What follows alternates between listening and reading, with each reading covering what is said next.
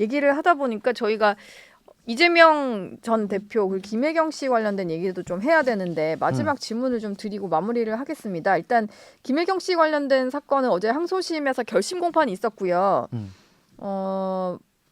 벌금이 150만 원이 선고가 됐나요? 1심에서 예 맞아요. 예, 1심에서 150만 원이 선고가 됐고 항소심에서는 일단 검찰은 300만 원을 구형을 했습니다. 이게 선고 기일이 다음 달 12일 오후 2시에 열리더라고요. 근데 이재명 전 대표 재판도 아니고 배우자의 그냥 재판이고 벌금형이다 보니까 이게 뭐 대선에 미칠 영향은 얼마나 될지는 잘 모르겠어요. 그 사법 리스크가 일단 대선판이 굴러가는 와중에 좀 잠잠해지는 느낌이거든요.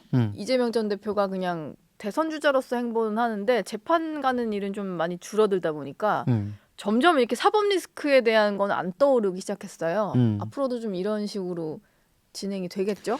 그러니까 뭐 이재명 대표 쪽에서는 지금 이제 그런 것들이 최대한 언급이 안 됐으면 하는 시기일 것 같아요. 그래서 이제 재판도 최대한 진행이 안 됐으면 할 것으로 보이고 사실 진행은 되고 있지만 진행이 안 되는 것처럼. 그러니까 그렇죠. 당장은 안 벌어지는 일이니까. 그리고 또 이제 본선 들어가서 선거 한참 바쁠 때는 또 이제 기일 연기나 이제 이런 것들이 벌어지면서 네. 재판 자체가 안 열리면 그 재판에 대한 기사가 나오기도 어렵잖아요. 이제 그런 구도를 만들려고 할 것 같은데 일단 김혜경 씨 사건이라는 거는 뭐 다음 달에 선고가 예정이 되어 있기 때문에 선고는 나올 것이고 그러면 이거는 이재명 전 대표에 대한 얘기를 안 할 수가 없어요. 다 그 맞물려 있는 전체 사건 중에 하나거든요. 왜냐하면 지금 경기도 법인카드 사건이라는 거는 이재명 대표도 기소돼 있잖아요. 네. 그렇죠? 근데 그 전체 기소되어 있는 것 중에 김혜경 씨와 배모 씨가 공범으로 되어 있고 그거에 대해서 기소된 내용 중에 다시 또 한 부분이 공직선거법 위반으로 또 연결되어 있기 때문에 먼저 진행된 거거든요. 네. 공직선거법 위반은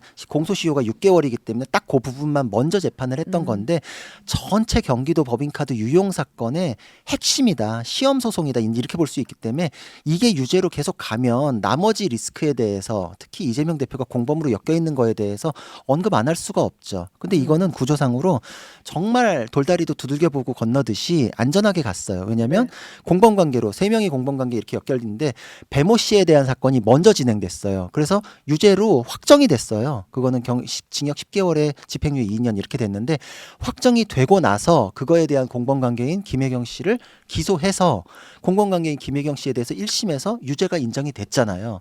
항소심에서도 그대로 유죄가 인정된다라고 하면은 이제 이거는 부인이 공직선거법 위반인 경우 그 수혜를 누가 봤었을까요 그때? 당연히 이재명 전 후보인 대표. 남편이 받겠죠. 그렇죠. 그 후보를 위해서 한 거니까. 네. 그러니까 그거에 대한 얘기가 당연히 나올 수밖에 없고.